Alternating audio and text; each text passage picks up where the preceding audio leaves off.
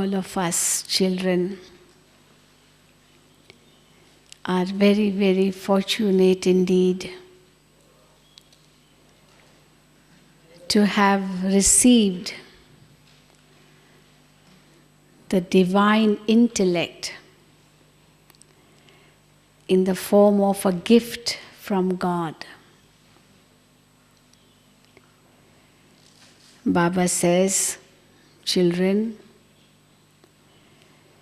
the moment you took your Brahmin birth, I presented you with the gift of a divine intellect. And with the help of this divine intellect, you are able to visualize all the three aspects of time. You are able to visualize all the three worlds. You are also able to visualize God. You are able to visualize yourself. So the divine intellect, what Baba calls as the divine eye, the divine insight, has enabled us to visualize the true self, God, the three worlds, and the three aspects of time. So what do we understand by divine intellect? It is the right way of thinking, the true knowledge which God has imparted to us at this time of the confluence age. Baba says very often to old mothers, maybe even illiterate people who are not having any, knowledge of reading, writing, the arithmetic, what we call as the 3 R's, reading, writing, and arithmetic. They have never been to school, so they don't have that literacy. But then they also can possess the third eye, or the divine insight, or the divine wisdom, or the divine intellect, with the help of which they can visualize the self, God, 3 aspects of time, and the 3 worlds. So one does not have to be literate or to have the knowledge of the world, the knowledge of science, and all the knowledge of all the modern gadgets of today. But if that soul receives this divine insight or the divine intellect, that one is able to visualize all these things, which the knowledge of the world will not be able to impart. So Baba tells the old ladies, the illiterate or ones also, that see, you have been able to recognize God, which even the literate people, the very learned people, the big scientists, the big gurus, they have not been able to recognize God, in spite of having the knowledge of all the scriptures. But you children have recognized God, and you have come to God. You have not only recognized God and come to God, but you have surrendered yourselves to the Supreme. You are obeying His Shrimat, His supreme directions, and you are under His guidance, creating a new world. So, this is our fortune. I remember the first time when I went overseas, that was in the year 1974. Baba sent me on service to Africa. We got an invitation to open a center in Lusaka, in Zambia, country in Africa.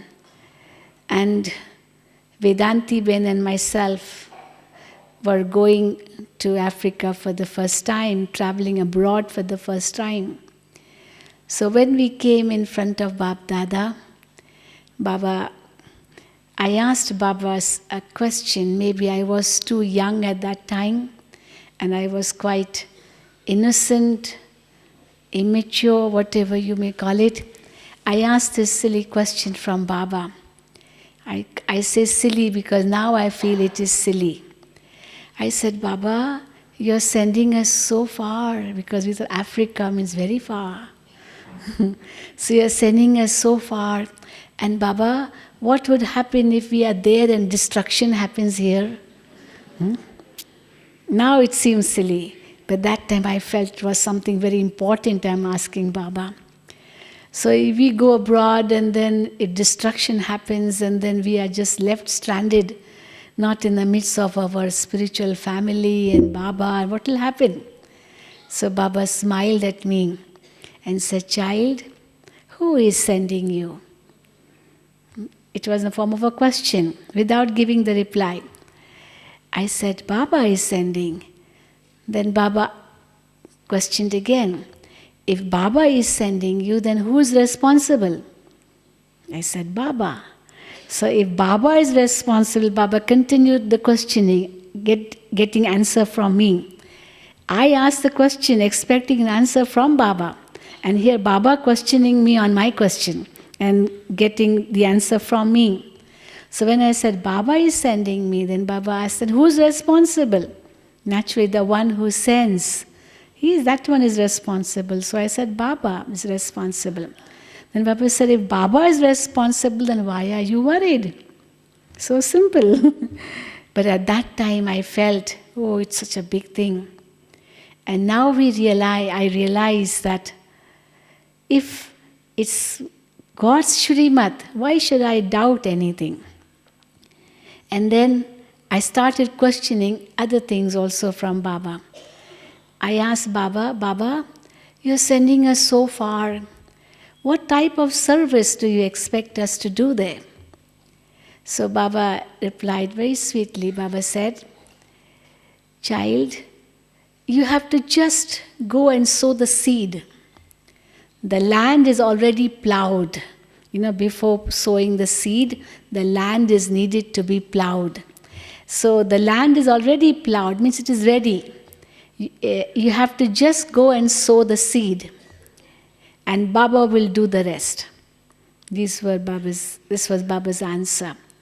I said, okay, Baba. Again I was questioning, because I had that inquisitive mind and quite sort of not doubtful in myself or in Baba or in the service, but not knowing what type of service to do there. So, and how to serve people. Then Baba said that whomever you meet, never have this thought that, oh, this one is a big man, he's a big VIP, maybe he's a rich man, he's this, he's that. Never have this thought. However rich he may be, but when you are serving him, have the thought that he may have all the riches of the world, but he does not have the wealth of peace. So this is what you are going there for, to give them the wealth of peace. And then Baba continued, however learned someone may be in front of you and you have to give him Baba's Gyan, at that time never have this thought, oh, he's so educated, he's so learned, what am I going to tell him? I'm not that educated or learned or a scholar like him. But at that time have the thought that in spite of him having the knowledge of the scriptures, of the world, of science, or whatever, but he does not have the knowledge of the self and the supreme. He does not have it. So this is what you are going there for, to give them the knowledge of the self and the supreme. And the third thing Baba said, child, whenever you are serving, Never have the thought that I have to take anything from them or receive anything from them, but I have to give. I have to give. Because during those days there was this trend, Indian gurus going abroad, and they used to accumulate a lot of money there, a lot of wealth they used to gather there. So this wave was in Africa, that Indian gurus come to Africa, and because Africa was very rich at that time, in 1974, it was like a golden age in Africa. Now, of course, it's iron age, comparatively. So this was about 32 years ago. So Baba said that never have the thought that we have to ask for anything or take anything or want to receive anything from them. But the thought should be, I have to give. I have to give. And it was very true, because whenever we would go there to meet somebody, they would have the thought, maybe they have come to ask for money. So the first thing we would say to them was that we have come here to give you something. And they would wonder, what are these little young girls going to give us? We were, so 32 years ago, I was just 25 years old at that time. So, and Vedanti went a little bit older than me. So we two went together for the first time to Africa. But then our intoxication was so high that we said we have come to give something. And that attracted them. And in this way, how Baba's service started in Africa. And then we went to Mauritius. But of course, Mauritius was different. Wherever we went, in 1975, we went to Mauritius. That was the first time we opened a center in Mauritius. And there we got invitation after invitation. People invited us to hold exhibitions, to give gyan, and they themselves sponsored for opening a center. So everything was so easy in Mauritius. But in Africa, they had bad experience of Indian gurus coming there and demanding and, taking away a lot of money from there and so on. So this is how Baba's service started. But what I'm trying to say is that Baba has given us the divine intellect to understand the self, the supreme, the three aspects of time, and the three worlds, the knowledge of the three worlds.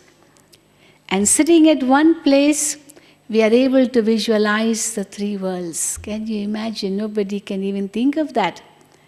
Maybe you watch something on the television, something which is happening in another part of the world, or maybe something happening in space or on the moon or any other planet. But then sitting in one place and visualizing the three worlds, visualizing golden age, visualizing what's going to come in the future. Because God is known as the knower of three aspects of time. So with this divine intellect, we are able to recognize our own self. Just imagine, people don't know the self. They have the knowledge of the whole world, but they do not know the self. It is like not being able to stand on the ground. If one is not able to stand on the ground, how far can he go on floating in the air? So people in false pride, false intoxication, or false ego of worldly achievements are totally unaware of the true self. Or what we can say is that people in the world are, because of body consciousness on both levels, body consciousness in the form of inferiority complex, or body consciousness on the level of superiority complex, the worldly achievements, or inferiority complex, doubting the self, feeling the self to be inferior. So Baba says both these extreme ends are ignorance. And Baba is giving us the knowledge of understanding the true self, what we call as self-respect. So unless, as Baba's, I think it was today's blessing, or yesterday's, I don't remember, that unless one has the knowledge of the self, one cannot have true respect for the self. Self-respect cannot be experienced unless one has knowledge of the self. One cannot give respect to someone unless one sees him or her as a soul. So I can have self-respect only when I'm soul conscious.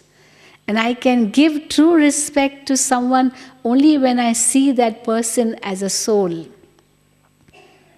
So with this consciousness, I'm able to also recognize the Supreme Being.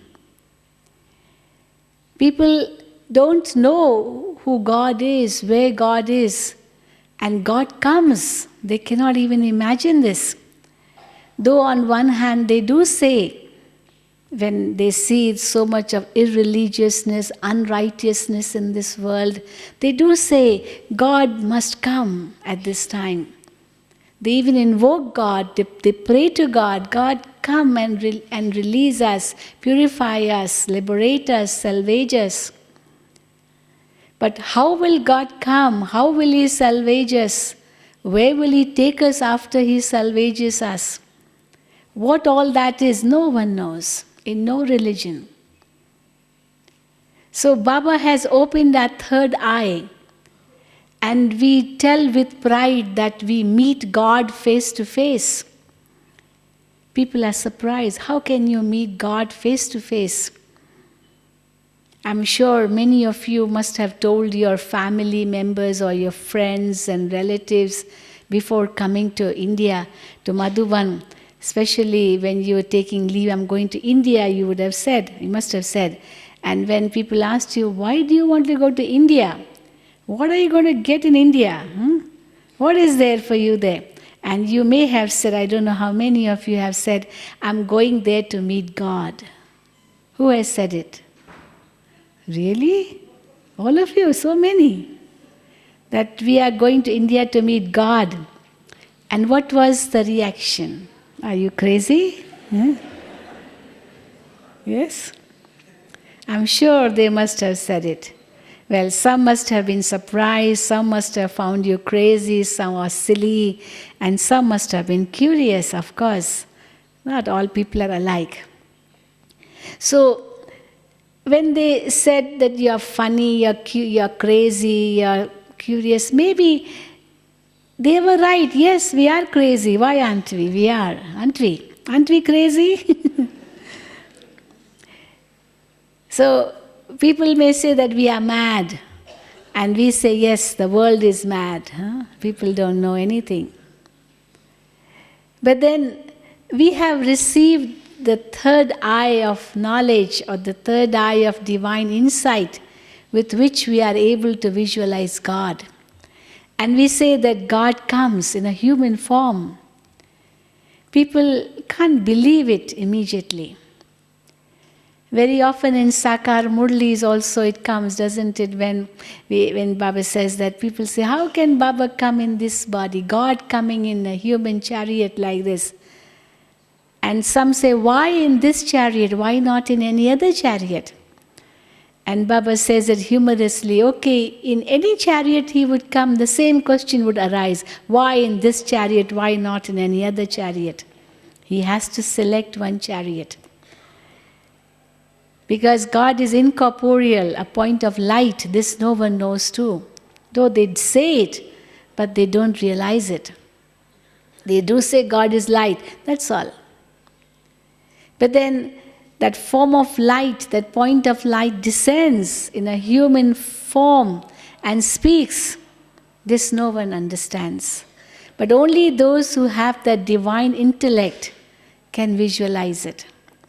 Well, I would say that those who were in front of Sakar Baba, they were more fortunate than us, than many who did not have the fortune of seeing Brahma Baba. Because those who did have the fortune, they used to visualize Shiv Baba coming in the body of Brahma Baba. It was very conspicuous. Because Brahma Baba was just like us. But then, when Shiv Baba would come in his body, how at that time we used to feel the difference. We used to feel that now it's not Brahma Baba. Just like when Bap Dada come in the body of Gulzar Dadi, at that time we can feel it's not Gulzar Dadi anymore. Gulzar Dadi is not looking at us. It is Bap Dada looking at us. You can feel the difference immediately. Because Gulzar Dadi, when she comes, she meets us, she talks to us, she is different. And when Bap Dada comes, it's so different. So we used to feel this difference even when Shiv Baba would come in Brahma Baba's body.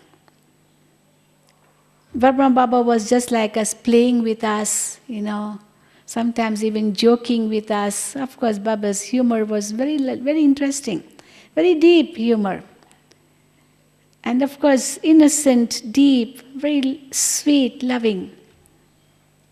Not at the cost of of anybody like a taunting or sarcastic. No, very innocent humor. Very sweet, lovely humor. And Baba used to really make us laugh sometimes so much. But then when Shiv Baba would come in Brahma Baba, we used to feel the difference immediately because Baba's powerful drishti was enough to make us fly, to make us become light. I also had the opportunity of seeing Brahma Baba, meeting Brahma Baba, of being in Baba's lap, getting blessings from Sakar Baba. And the difference could be felt instantly. Like, for example, Baba would be playing badminton, cricket, yes. So he would be playing just like any other player, fully involved in it. And he would have the bat in his hand. And all of a sudden, Shiv Baba would enter his body. And the moment Shiv Baba would come, Baba would stand erect, stand straight, and start giving drishti. Or playing the cricket, playing cricket, with the cricket bat in his hand, or badminton racket in his hand, and Shiv Baba would come. And immediately the whole atmosphere would become so charged, and we would all go running to Baba and just take drishti from Baba. That's how we used to be. So that was the difference we could feel. Very many people question, okay, we understand God needs a chariot to come and speak. Okay, we understand. But why in this one? Why didn't God take the chariot of a big guru, a big sannyasi, or or a small child, an innocent child? Well, if God has to serve the world, then why not enter the body of maybe Bill Gates, the richest man in the world, or someone like that, a big businessman who can, with his money, use it for serving the world? Or why not in the body of maybe George Bush, the President of America, because his one word will be like the word of God, it will come in all the newspapers of the world. His one word would be enough. No need to make effort to serve through newspapers, through radio, through TV, what Baba says.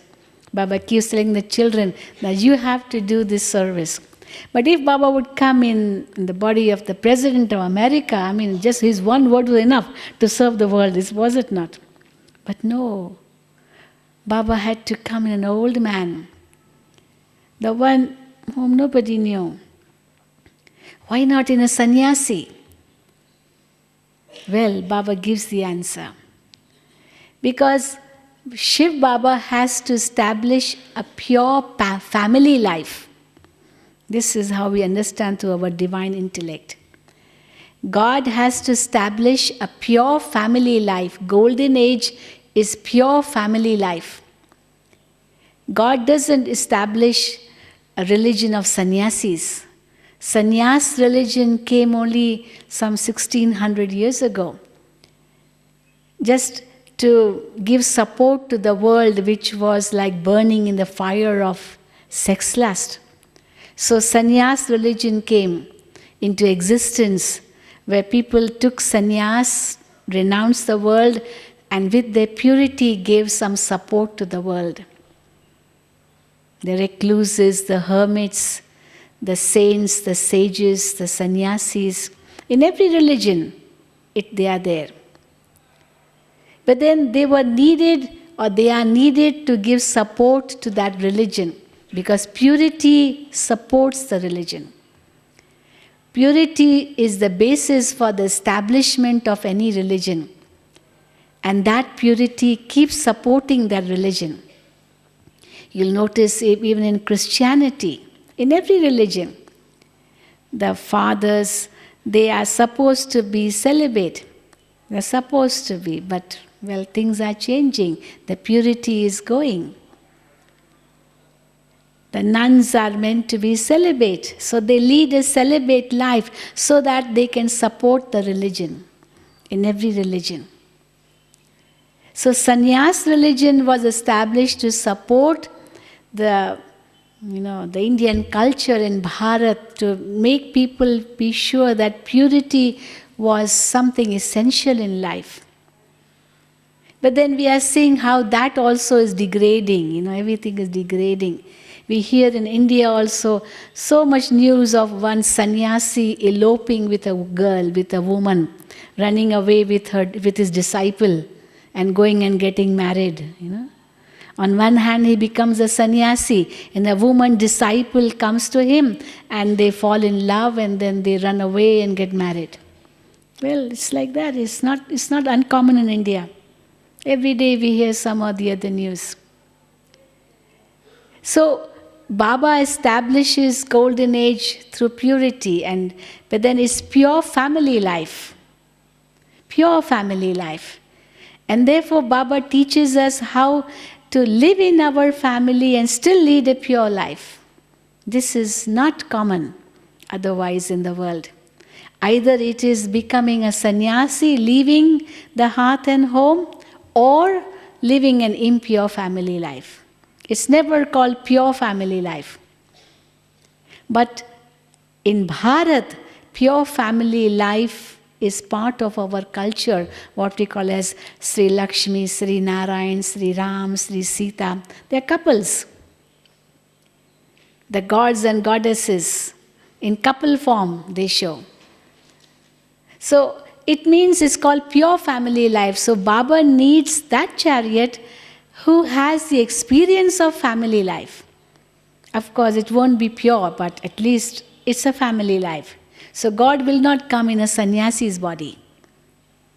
He will come in the body of a family man.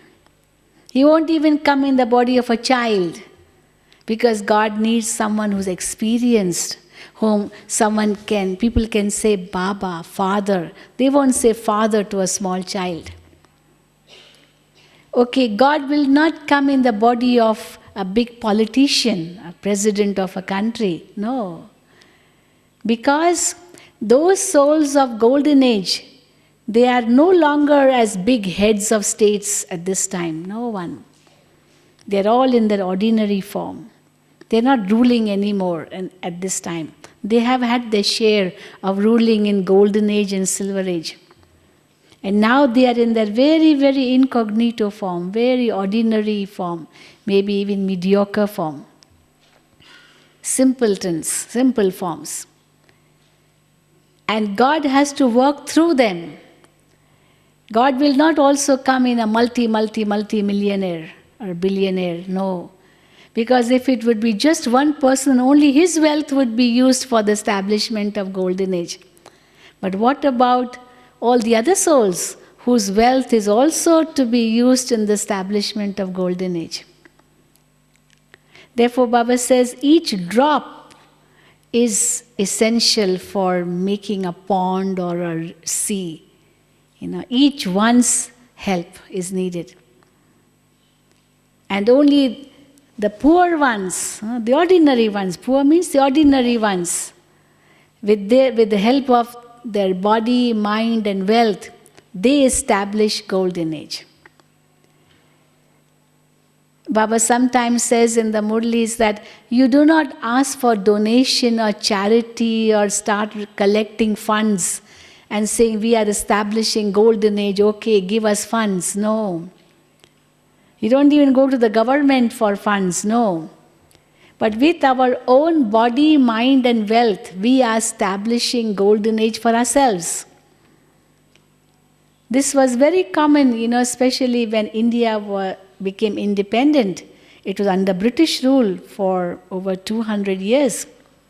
So when Mahatma Gandhi had this thought that we want independence, so many Indians, they surrendered their body, mind and wealth to Mahatma Gandhi.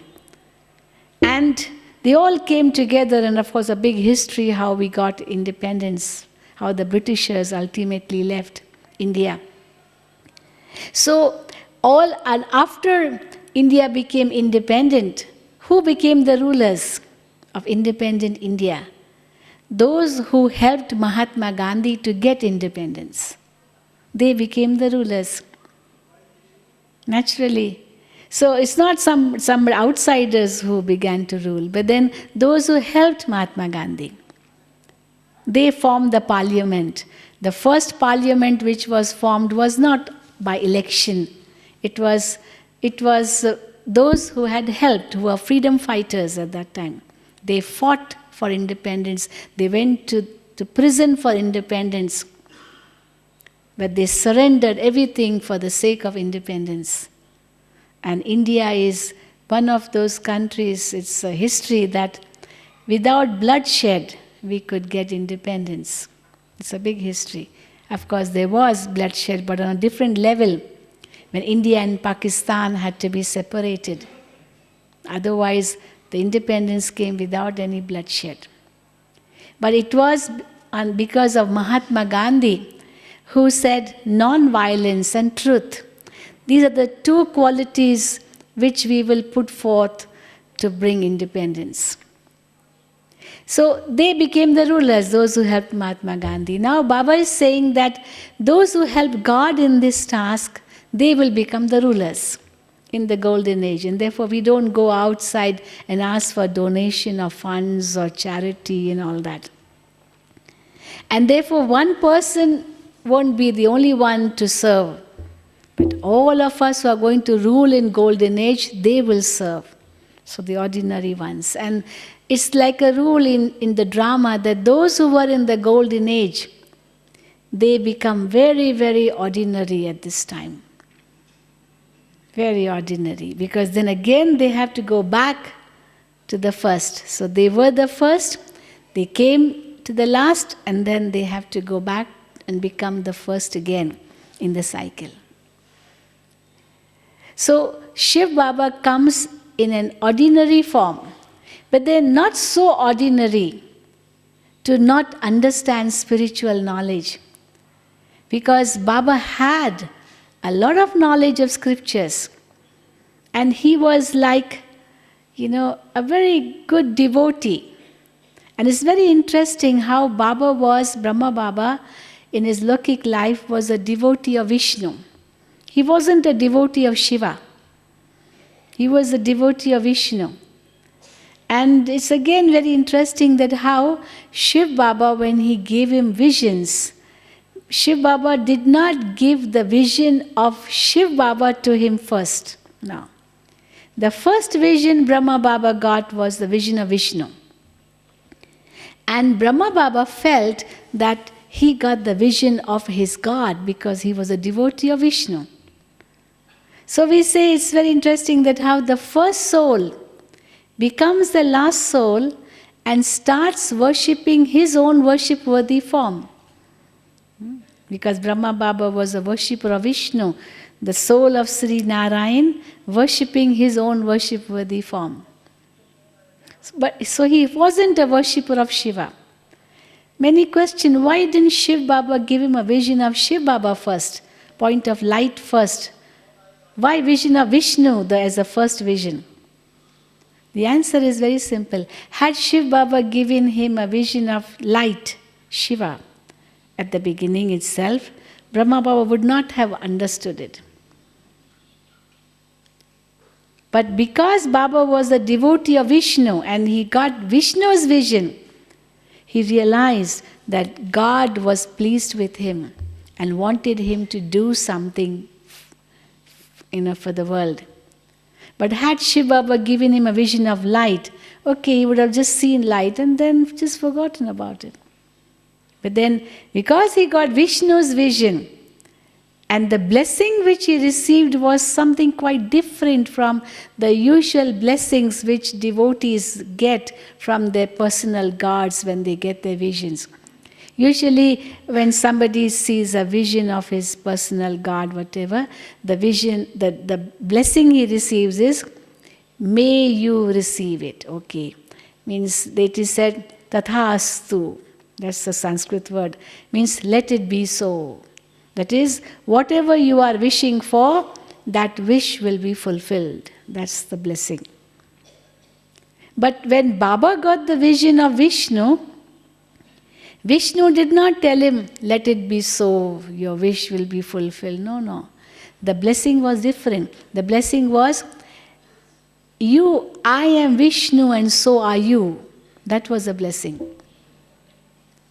And Baba was surprised, how can I be Vishnu? I'm a devotee of Vishnu, I'm not Vishnu. But then, so many different forms of Vishnu, as they show in Bhakti here, they all came in front of him and blessed him with the same blessing. I am Vishnu and so are you, and so are you. So are you means what? He didn't understand. Baba didn't understand. He asked his guru, what does it mean, and so are you? Usually the blessing is, may it be so, let it be so. But Baba had no desires. His only desire was to get a vision of Vishnu, and he got that. And Vishnu told him, you are like me. So what does that mean? Anyway, so Baba was a very strong devotee of Vishnu. And when he got his vision, of course his wish was fulfilled. But then the inquisitiveness was there in his mind. Why is there so much sorrow in the world? Why is there so much peacelessness? What is the future of this world? Why are there so much, there's so many vices? And what is going to happen? He had these questions. He read the Gita, the scriptures, but he has so many gurus, but then nobody could give him a satisfactory answer. Nobody could tell him what would come in the future. But then after that, when he got visions of destruction and the vision of the golden age and a voice which he heard, Baba telling him that this is the world you have to establish after the destruction of this old world, he realized that God wanted him to do something. And then he got the vision of Shiv Baba at the end, after all other visions. In the meantime, the unlimited disinterest had grown in Baba completely, and he had given up all his business and all just to look into those intuitions and work upon God's instructions. Then Baba gave him his vision of Shiv Baba the light. That was much later. And after that, how Shiv Baba guided him at every step. And even if he would not understand something, Shiv Baba would guide him through the trance messengers. Now Shiv Baba would come in Brahma Baba's body, but Brahma Baba would not understand anything. Who is speaking this knowledge? Just coming and speaking and going away. And Baba used to feel, it's not me, I didn't speak. But some power came in me and spoke through me and went. So who was that power? What does that power want me to do? And then through different trance messengers, Shiv Baba would make Brahma Baba understand that you are now the chariot or the medium of Shiv Baba. Because one interesting thing was that Brahma Baba used to read the Gita every day. That he was a strong reader of the Gita. Every morning without fail, just like in a family there are prayers. So Baba used to make all his family members sit together and he used to read the Gita to them. So when people started getting visions through him and the satsang began in his own house, along with his family members, his relatives, friends, and people of his of the town, they started coming. So Baba said, now maybe this satsang, this spiritual gathering is growing. Let me get some more Gitas from Farkhabad, that's a place in UP, where the Gita press. And Baba got 500 Gitas, ordered from there. And they came through parcel. And Baba gave one book of Gita to everyone to read.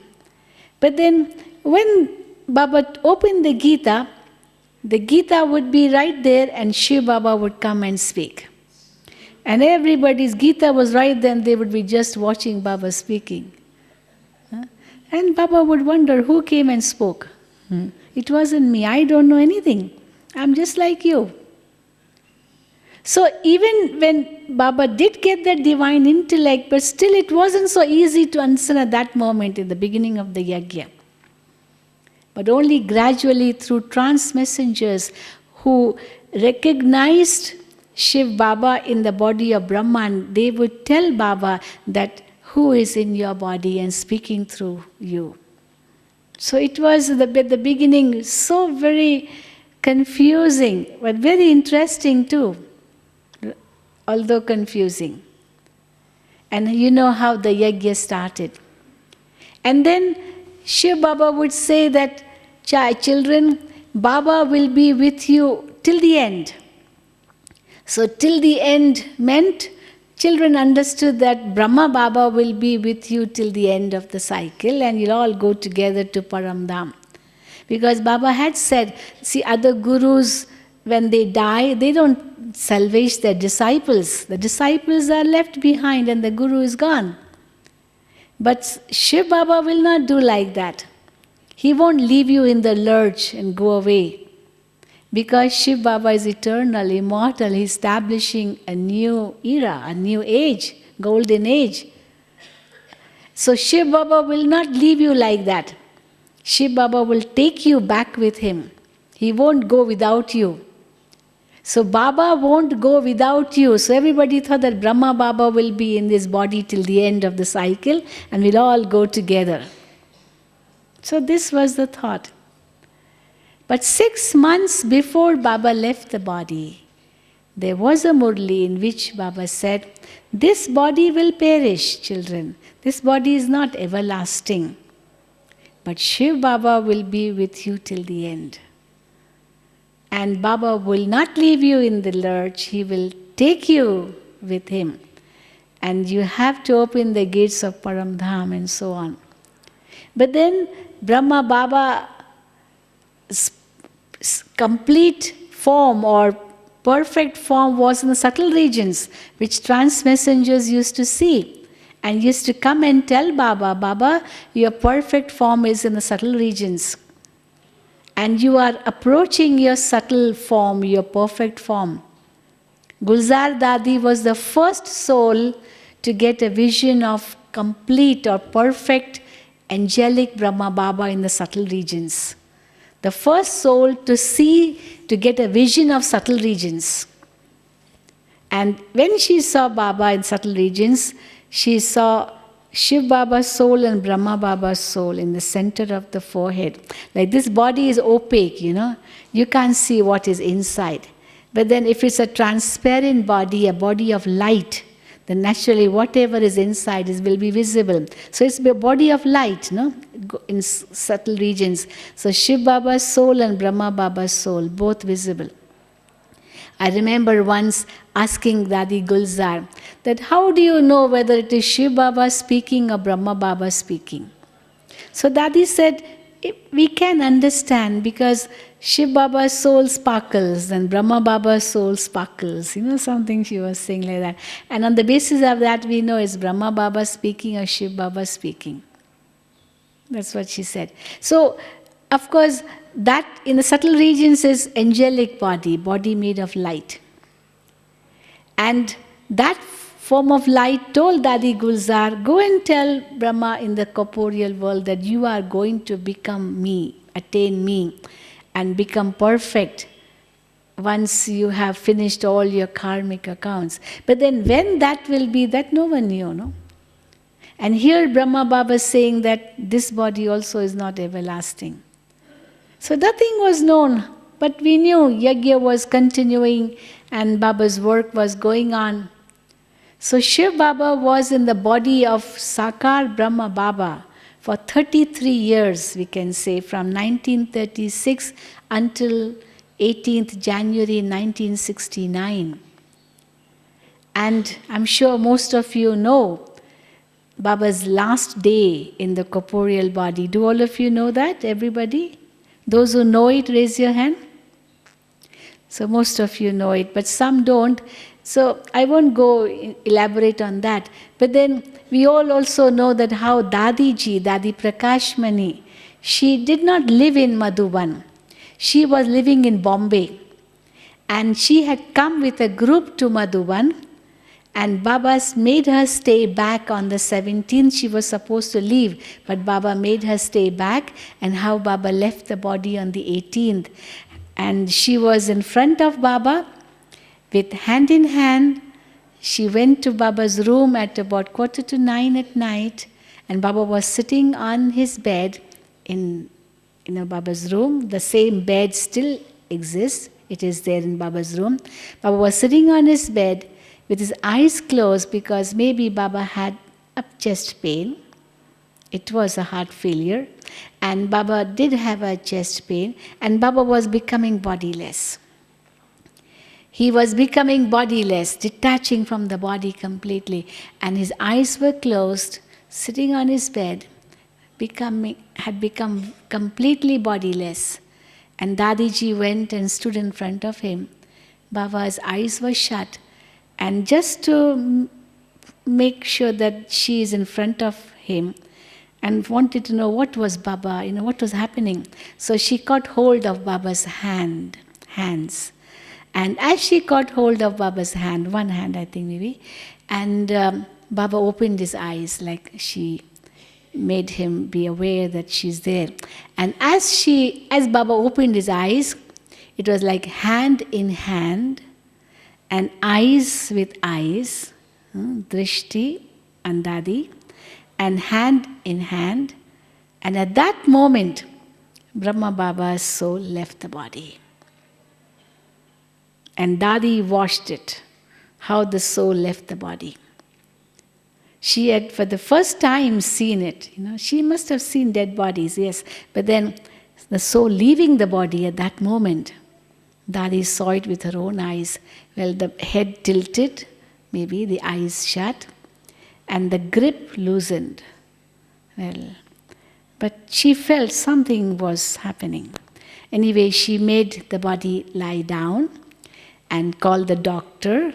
But when the doctor came, he said, no pulse, finished.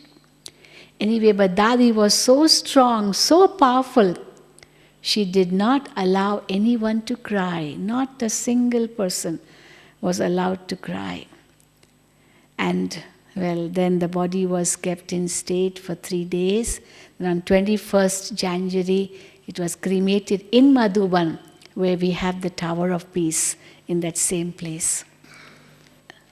So it was definitely a very difficult situation for Dadiji to make everyone, not cry and to face that whole thing. Anyway, but there were so many questions, so many doubts. How will this organization run? Who will be the head, the next head? And what about the Murlis? Who will come to Madhuban? What will happen in Madhuban? What about the centers? What about the students? So many questions.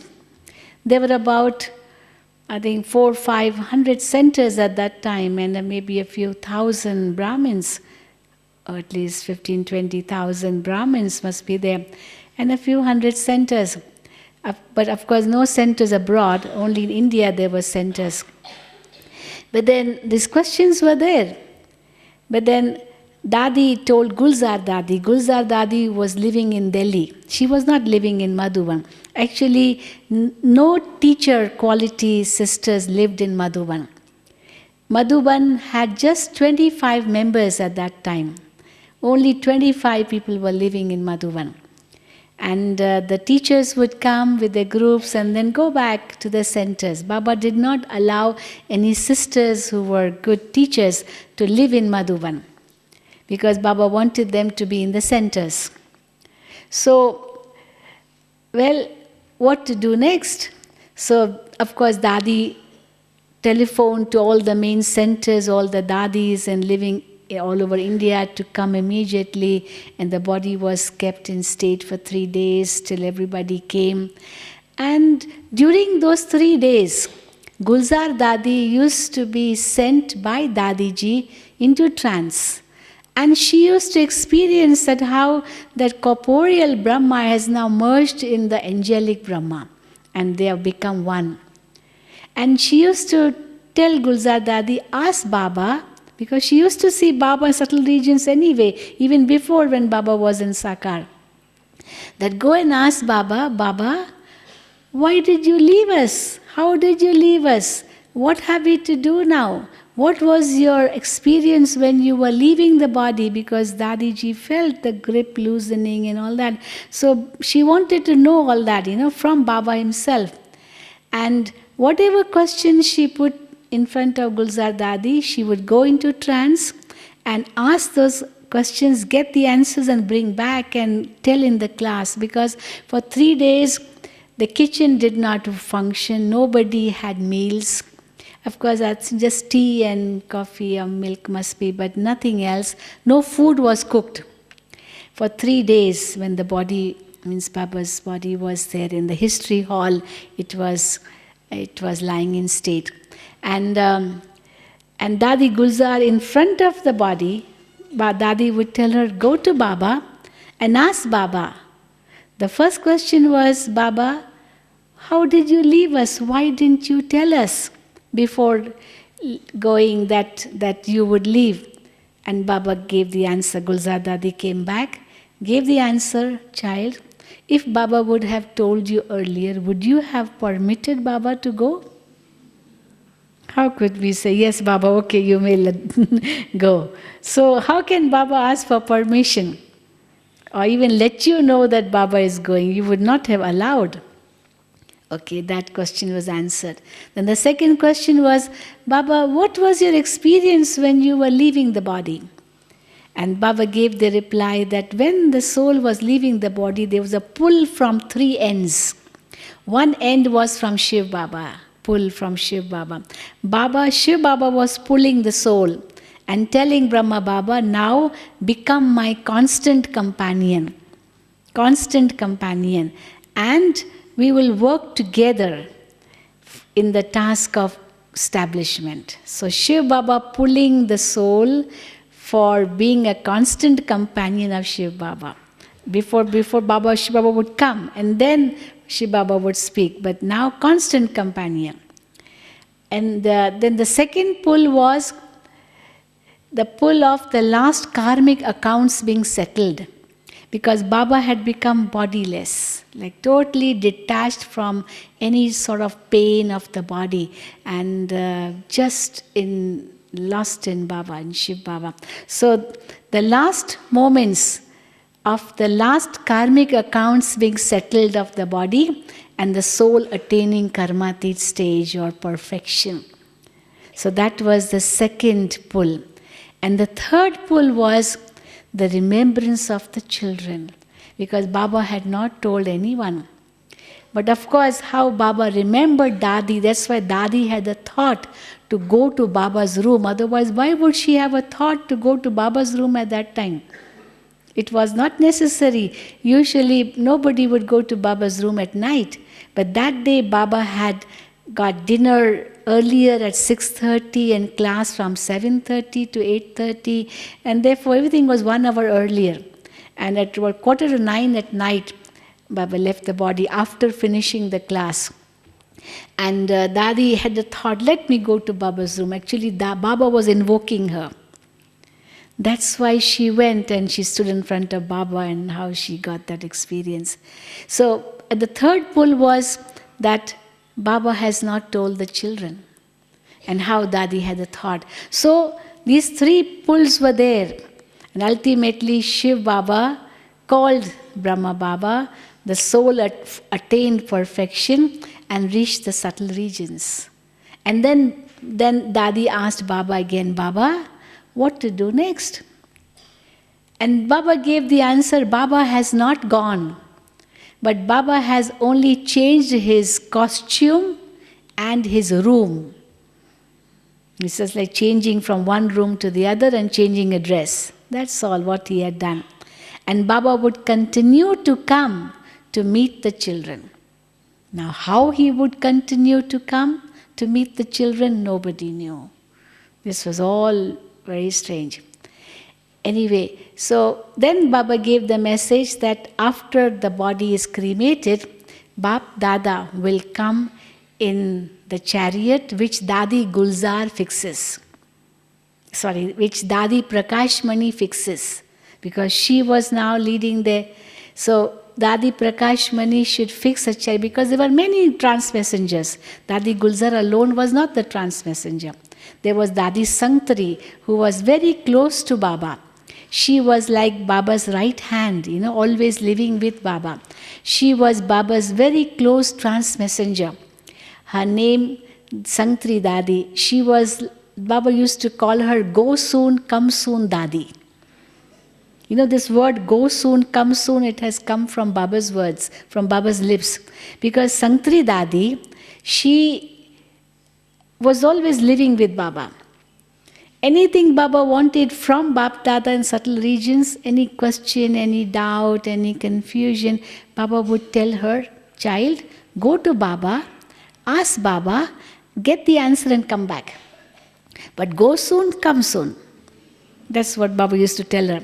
So she would just sit in front of Baba and Baba would give her drishti and within 30 seconds she was off. Eyes closed in 30 seconds and she would go to Bhat subtle regions. And within 1 minute she would be back with the answer. Yes, 1 minute. So we can say within 1.5 minutes or 2 minutes, everything was complete. Going to Baba and coming back and giving the message. So she was a very powerful trans-messenger. So Dadiji did not know what to do because there were so many trans-messengers and very, very powerful trans-messengers, not just Gulzar Dadi. Anyway, but then when she was given an offer, she said she wouldn't mind being the medium, but then she was already so close to Baba, maybe people will begin to doubt whether she is creating her own thoughts or whatever. So she actually suggested Gulzar Dadi. Because Gulzar Dadi did not live with Baba in Madhuban. She used to live in Delhi. But she was definitely a very powerful trans-messenger too. And therefore, she suggested Dadi Gulzar. And she said, because if any secrets are there, anything, and I'm already with Baba, so I know everything. So people may not find it very... they will say maybe she knows everything, therefore she is only saying it, it's not Baba, they could question. But Dadi Gulzar is neutral. She has never lived with Baba. And therefore never lived means she was living in Delhi, not always with the Baba as Sangtri Dadi was living. So she would be a good chariot. And also Dadi Gulzar has such wonderful sanskars. She is so detached, so detached. She doesn't mix her own sanskars, her own thoughts in anything of Srimad, or whatever the seniors or Dadis tell. She is so much, very special soul anyway. And why it was necessary for Dadi Gulzar to be the chariot?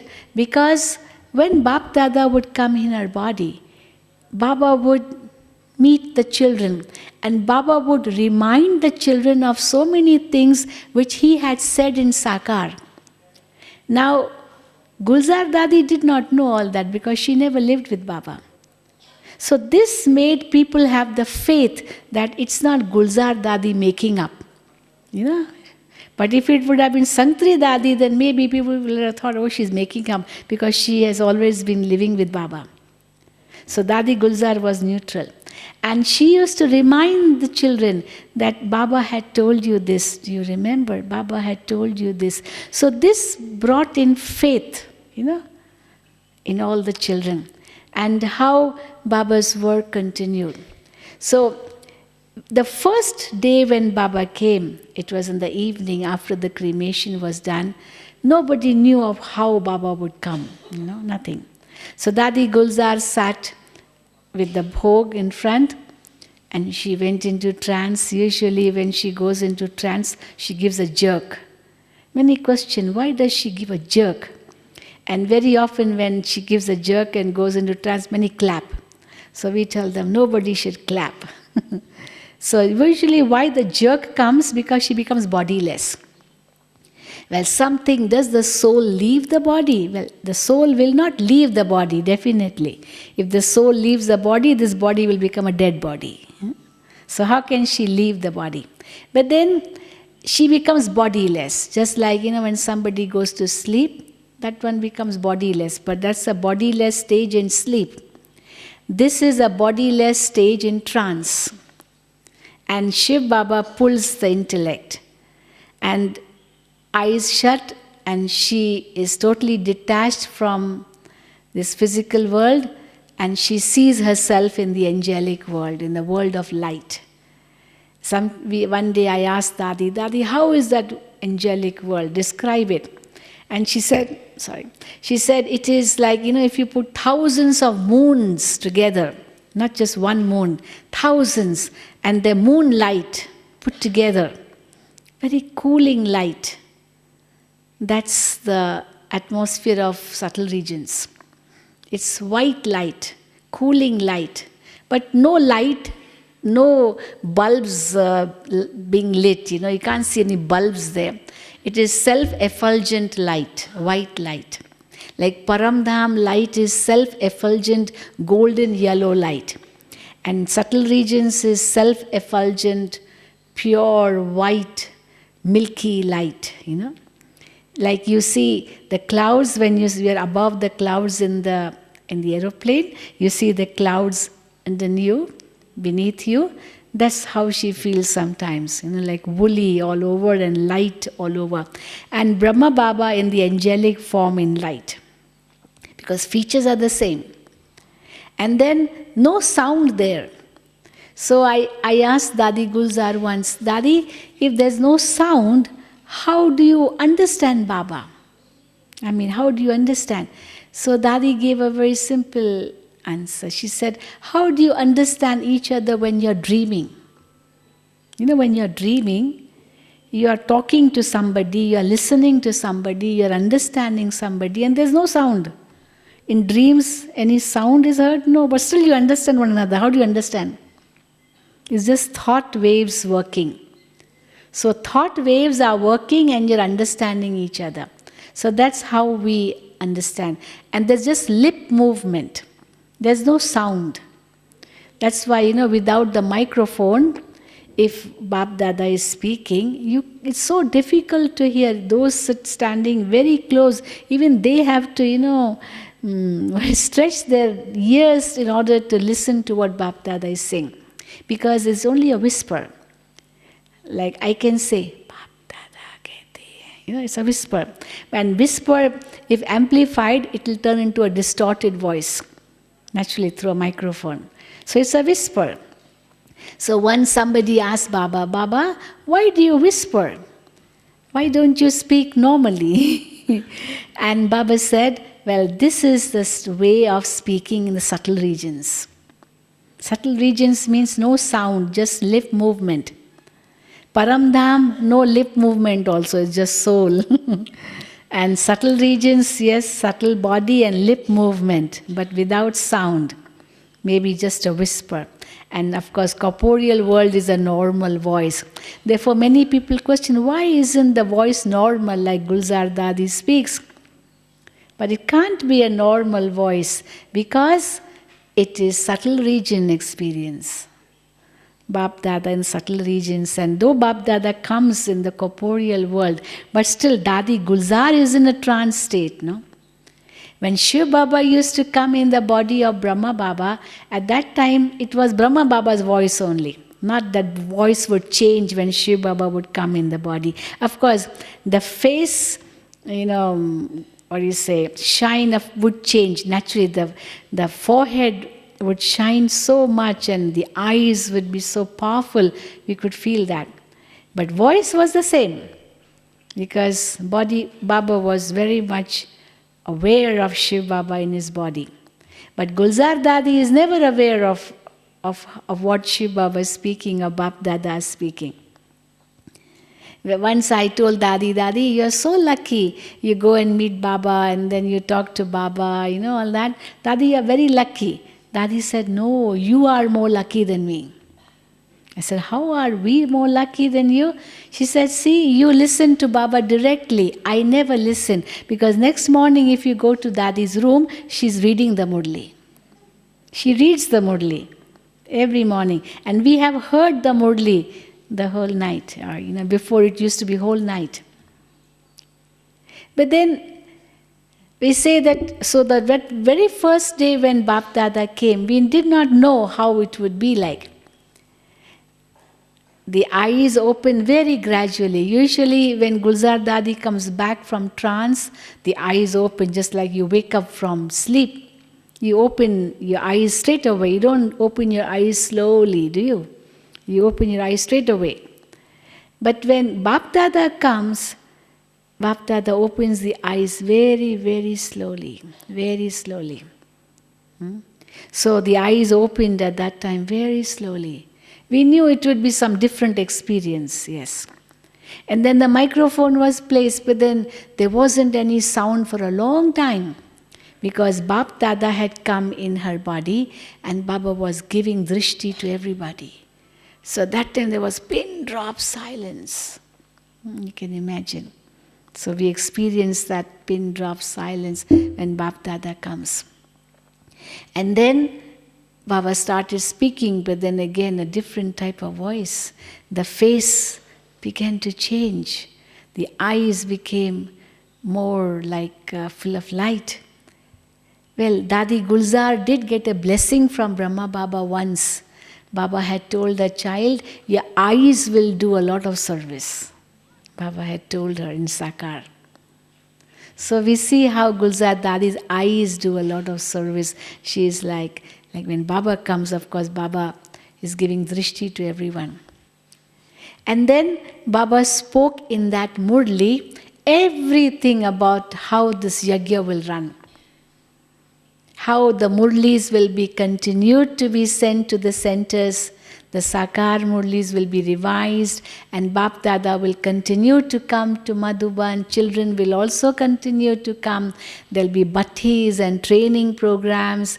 And then Baba called Dadi Ji, Dadi Prakash Mani, and Didi Ji. Didi Manamohini, she was actually the administrative head of the yajna.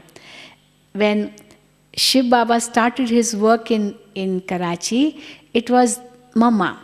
She was the administrative head. Brahma Baba was never the administrative head. Brahma Baba never went into the activities of all the children, how the yajna would run, what should be cooked and this and that. That was all Mama. She was in charge. So she was the administrative head. And when in 1965 Mama left the body, Didi, who lived in Delhi, she was called by Baba to Madhuban. So she was the administrative head of the yajna. But then people had so much love for Mama that they were taken aback when Mama left the body, because they never expected that. Anyway, but then how the trance messengers brought a wonderful message from Bap Dada that now the advance party has begun. This word advance party was not known till Mama left the body. And Baba said that Mama will lead the advance party. She is the first soul to be in the advance party. And when Mama left the body, actually for a number of years, Mama was not, sent by Shiv Baba on this earth to take birth, to take rebirth. A few years, Mama was in the subtle regions, and she used to come in the body of so many trance messengers. She used to come and speak. That's another big story. I won't go into that detail. But then, yes, she used to come. But then afterwards it became a big Maya, because you know how Maya would interfere, and somebody would go into trance state and then say, yes, Mama has come in my body and Mama is speaking. Actually it was all Maya. So a big mixture happened, and then Baba stopped all that. So it was over. But then after that, Baba said that now Mama's soul will take birth. And it will be in a big royal family, because Mama has to lead the advance party. And you know what the advance party is meant for? The advance party is meant for giving birth to deity souls. That's why Baba keeps saying in the Murlis that nature is tired, it is wanting to do its work. The advance party is waiting to do its work, but children need to be ready first. So in what way is the advance party ready to do its work? It's ready to give birth to deity souls. Because they need pure souls, no? The parents of deities will be very yogi souls, who will give birth to deity souls through yoga power. Again, that's another deep point. How yoga power leads to giving birth in golden age. So they are those yogi souls of Sangam Bhavan, of Sangam Yoga, who have really accumulated so much yoga power in them. So Mama will lead. And then of course born as Radhe later on. But then after that, so many seniors have left their bodies to be part of the advance party. So advance party in knowledge came only after Mama left the body. And then people had love for Mama. They were remembering Mama. So in order to make them now forget, the attachment or love for Mama, Baba started new murlis. Like Baba would say that this Brahma has a double role to play. He is father as well as mother. Mama was small mother. This one is big mother. Great-great-grandfather also, but the big mother also, Shiv Baba's wife. And you are the adopted children born from the mouth of Brahma. So Baba started saying that. So this one's a big mother. But anyway, Didi Manamohini was called from Delhi to live in Madhuban, and she became the administrative head. Now when Baba left the body, then in the body of Dadi Gulzar, Bap Dada invited Dadiji and Didiji both on the stage and put an urn of responsibility on the heads of both. And Baba told everyone that now these two are going to be the administrative heads. And they will run the organization. Shiv Baba, Brahma Baba are the backbone. And the Shaktis will be in the front. The Shaktis will reveal Shiva, and Shiva will reveal the Shaktis. So the Dadis started the work of the organization. But then in order to really empower them, Bap Dada used to come in Dadi Gulzar's body nearly every day, in Baba's room in Pandav Bhavan, behind closed doors, with just the Dadis, because Baba called all the Dadis to Madhuban, all those who were in the Yajna, 14 years in the Yajna. They all came to live in Madhuban, and Baba empowered them. That now you have to look after the Yajna with Dadiji and Didiji as the administrative heads. And Baba will give Shrimat through them. And Dadiji and Didiji were like two bodies and one soul. It may be an exaggeration, but it is why I'm saying this, because though they were separate, but their thinking was alike, their speaking was alike. Whatever advice Dadiji gave, Didi also gave the same advice. Many tried to, take advantage. Supposing Dadi would say no for something, they would go to Didi, expecting Didi to say yes. If you're two administrative heads, it could be sometimes difficult, no? Like your mother says, don't do it, and your father will say, no, no, do it. Now, to do it or not to do it, if your father has said yes, you will not mind doing it, because though your mother has said no. But if both are having the same opinion, then the child cannot do anything. No? So Didi and Dadi were having the same opinion, same thoughts. So nobody could, try to cheat or do anything wrong. This was very interesting. Didi and Dadi, they were like the two swans together. There's a picture of Didi and Dadi. Have you seen it? It's a lovely picture. Didi is smiling. Dadiji and Didi both smiling. I don't know who has seen that picture. Not all? Not all have seen it? I don't know, I'm sure we have it here. Anyway, now, and then after that, in 1983, Didi left her body. And then after that, Bap Dada called Dadi Gul's Dadi Janki and Dadi Chandramani, in whose remembrance Dadi Janki gave away Toli the other day. She left her body on 11th of March 1996. That was 10 years ago. So in 1983, when Didi left her body, Bap Dada called Dadiji, Dadi Janki, and Dadi Chandramani. And Baba said, now these three will be the administrative heads. Of course, Dadi the head, and then Dadi Chandramani, Dadi Janki as additional administrative heads. And Dadi Chandramani started living in Gyan Sarovar. She lived in Gyan Sarovar for a number of years, and from 83 onwards, after Didi left the body.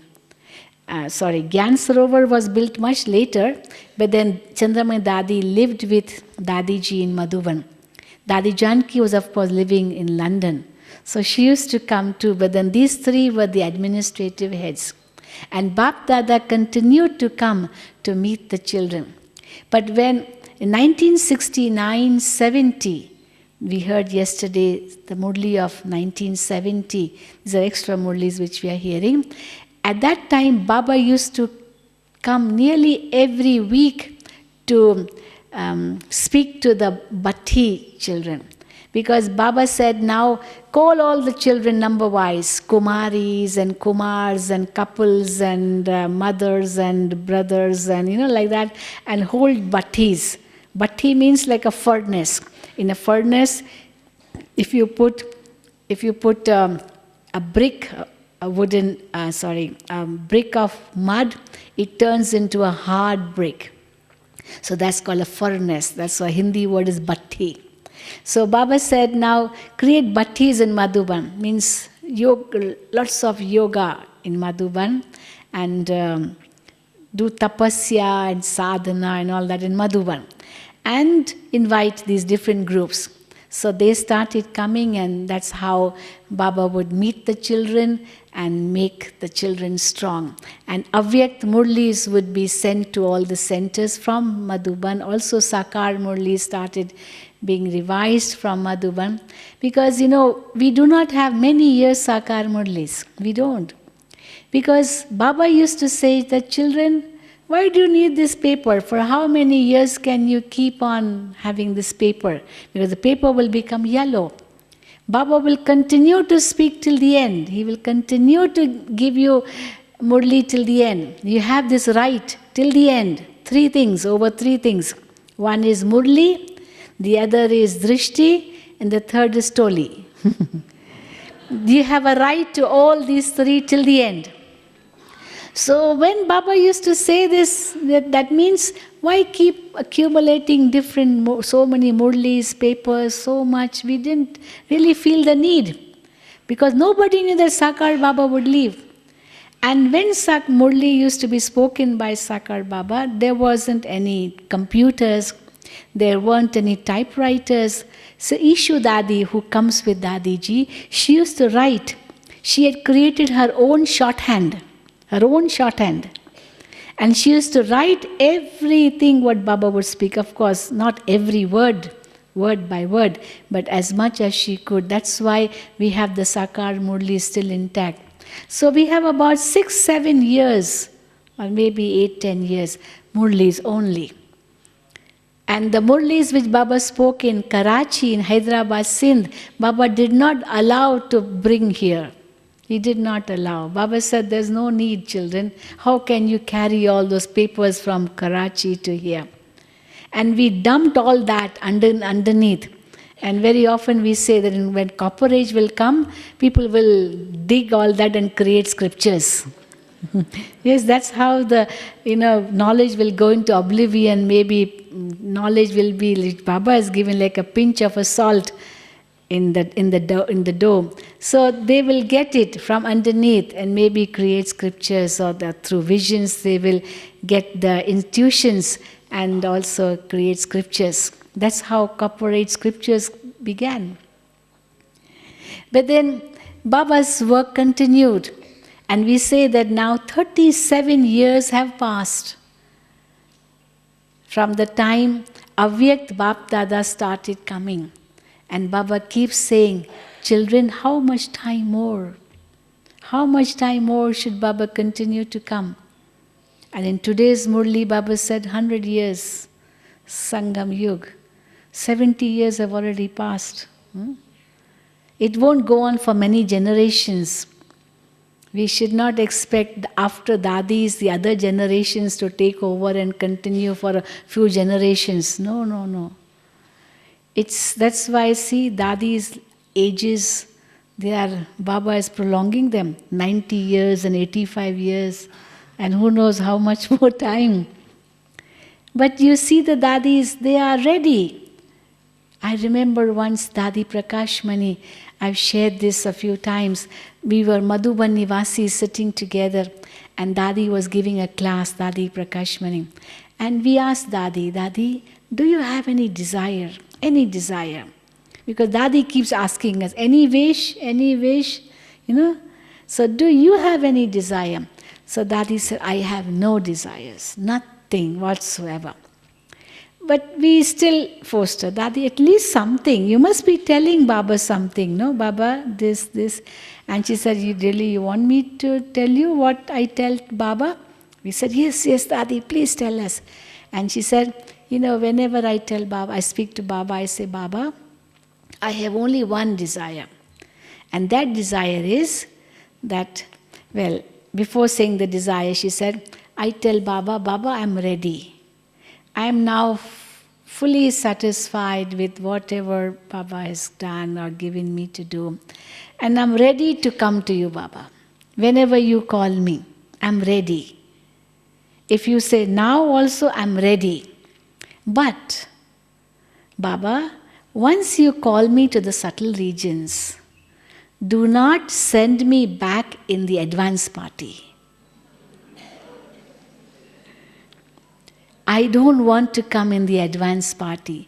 I want to stay with you in the subtle regions and go with you to open the gates of Paramdham and not come in the advance party. Because those who will be in the advance party, they will not go with Baba to open the gates of Paramdham. No, they will be here.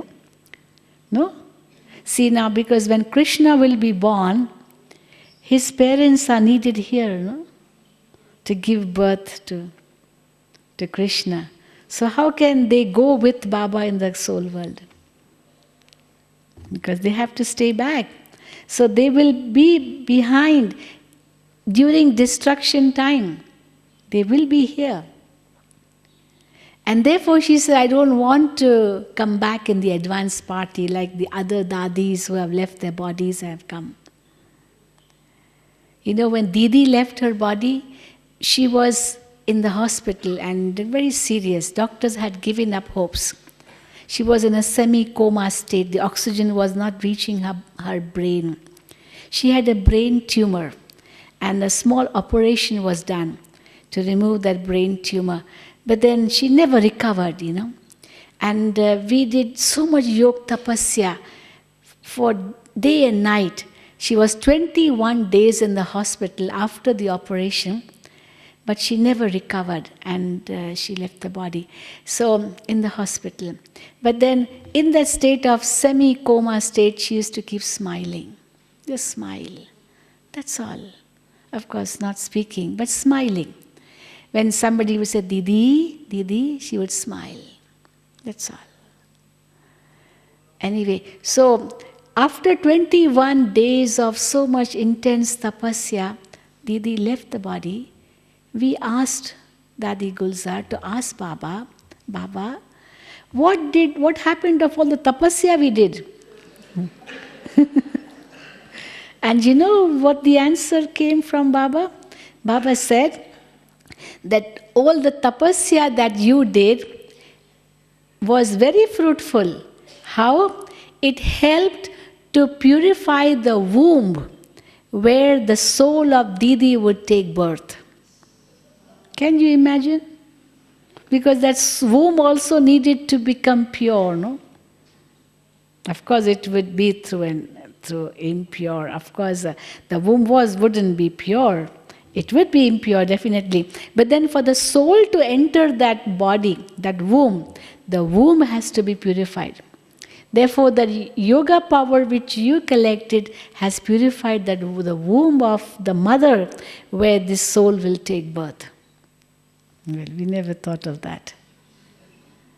And the doctor who operated upon her, his name was Dr. Bhagwati. And Baba very sweetly rhymed it. It is neither Bhagwan's fault nor Bhagwati's fault. Bhagwan means God. So it's because, before the operation, we asked Baba, through a trance messenger, Baba, should we get the operation done? Because the tumor was coming in the way. She was sometimes just losing sight. She was losing, many things. The tumor was coming in between. So Baba said, it is in the drama, go ahead. So Baba said, go ahead, and here she left the body. I mean, didn't Baba know that she would leave the body? But Baba said it was destined in the drama. It was destined. She has a very different role to play in the advance party. And therefore, Baba called her.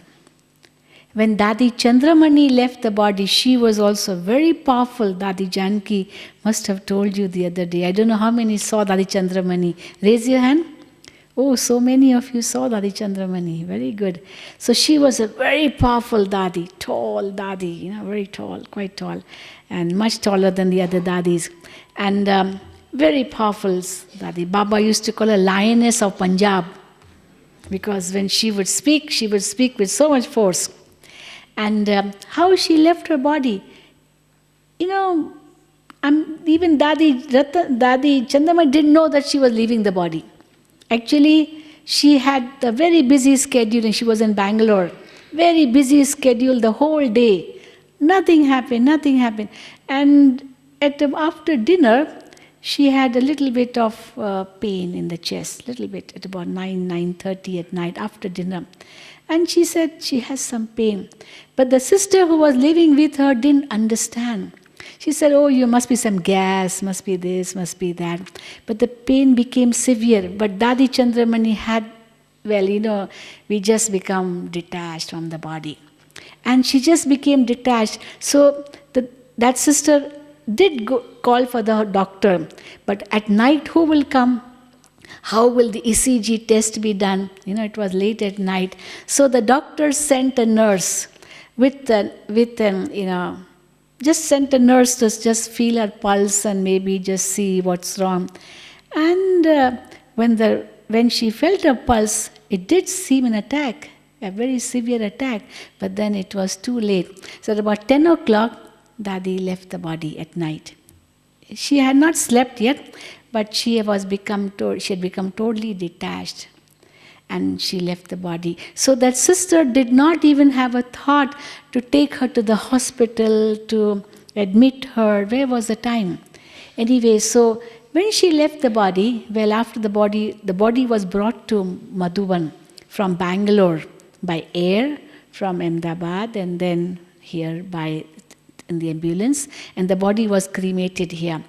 But then after that, when Gulzar Dadi went into trance, she gave a wonderful trance experience. She said she saw Chandramani Dadi in the subtle regions, so relaxed, so happy, so peaceful. And she's telling Gulzar Dadi, "Oh Gulzar Dadi, it's so lovely to be here. It's so nice. I've always been telling Baba, Baba, call me to subtle regions to enjoy that as you enjoy subtle regions. You are so lucky." And Dadi Gulzar is smiling because Dadi Chandramani does not know that she's not going to go back. You understand? Because she felt that she's just come to subtle regions, because she did not even realize that she would leave the body. No, not at all. She was so innocent. And for Didi Manamohini, very interesting thing also. She used to tell Baba, because when she came in the yajna at the beginning, she used to have so many trance experiences of being in golden age, because her name was Gopi, original name was Gopi, a Gopi of Krishna. So she used to always experience in trance dancing with Krishna. But then after she got a big important task in the yajna, she never got any trance experiences. But then those 21 days when she was in a semi-coma state, Baba had her in the subtle regions, giving her the experience of that same stage of Gopi with dancing with Krishna in the golden age. So Baba had fulfilled her wish before sending her to another body. Now these are very interesting things which not we can't understand, only divine intellect, of course. We do understand with the divine intellect. So that's how the Dadis have left the body. So Dadiji was saying, Baba, if you call me, don't send me back to advanced party. Let me be with you. And interestingly, when Bap Dada came after that, Baba smiled at her and said, Baba will fulfill your wish. Baba will fulfill your wish. Well, this is also only Baba understands this, and the divine intellect will understand these things. And Dadi Janki, she has got a new life so many times. So many times. And the more she gets the new life, Baba gives her more energy. So they are not ordinary women.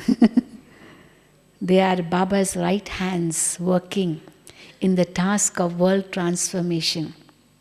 Baba has made them equal to him. And that's why when Bap Dada comes, Baba calls both the Dadis and hugs them and makes them sit together on the same gaddi with Baba, because they have become equal. And usually, Dadi Janki tells the Dadi that Dadi has become Roop, Dadi Ji has become Roop. She hardly talks. She just smiles and gives drishti and gives toli. And Dadi Janki does all the talking. Yeah. So Dadi Ji has become Roop and Dadi Janki has become Basant, the one who showers the rain of knowledge. Actually, Dadi Janki came back from death, before Didi went for operation. And everybody says maybe Didi has given all her life to Dadi Janki, Didi Manamohini. All her life which she would have, she has given to Dadi Janki. Because Dadi Janki and Didi Ji were very good friends. They used to sit for hours together, chit-chatting, heart-to-heart conversation, how to become perfect. They took so much from each other. They're very good friends. And Didi gave all her life to Dadi Janki. And Dadi Janki became alive after Didi left the body. Very much active after that. But then again, Dadi Chandramani left the body, then maybe those years also to Dadi Janki. So, we are seeing the wonders of the yajna. We are seeing how the Baba is doing his task and still continuing to come to meet the children. Though Baba says the late board is up, but the too late board is still not up. Because too late means when it will be time to go back.